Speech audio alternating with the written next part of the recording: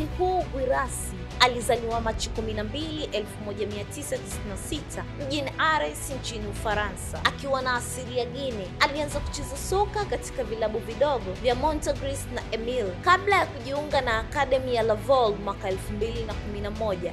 Akiwa Laval alionyesha uwezo mkubwa na kufunga mabao, akifunga mabao 14 katika mechi 16 kwa timu ya Laval B.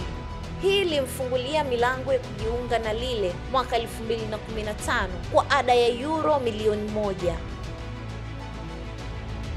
Baada ya kipindi kifupi cha kucheza kwa mkopo katika timu ya Auxerre, Guirassy alijiunga na FC Cologne mwaka 2016. Ingawa alikumbwa na majeraha ya mara kwa mara, alifanikiwa kwa kuwa mfungaji bora wa timu hiyo katika msimu wa 2017-2018. Mwaka 2022 alihamia VfB Stuttgart kwa mkopo na baadaye uhamisho wake ukawa wa kudumu. Katika msimu wa 23-24 alifunga mabao 28 katika mechi 28, akivunja rekodi ya mabao ya msimu mmoja wa Mario Gomez katika klabu hiyo. Mwezi Julai 2024, Guirassy alijiunga na Borussia Dortmund kwa mkataba wa miaka 4 na ada ya uhamisho ya euro milioni 18.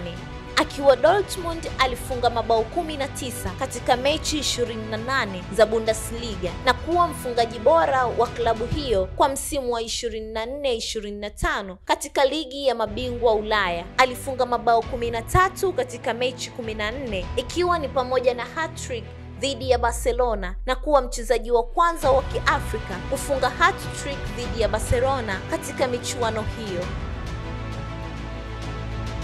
Guirassy alianza kuchezea timu za vijana za Ufaransa, lakini mwaka 2022 aliamua kuiwakilisha Guinea katika ngazi ya kimataifa. Tangu wakati huo amekuwa mchezaji muhimu katika timu ya taifa ya Guinea, akifunga mabao 9 katika mechi 23.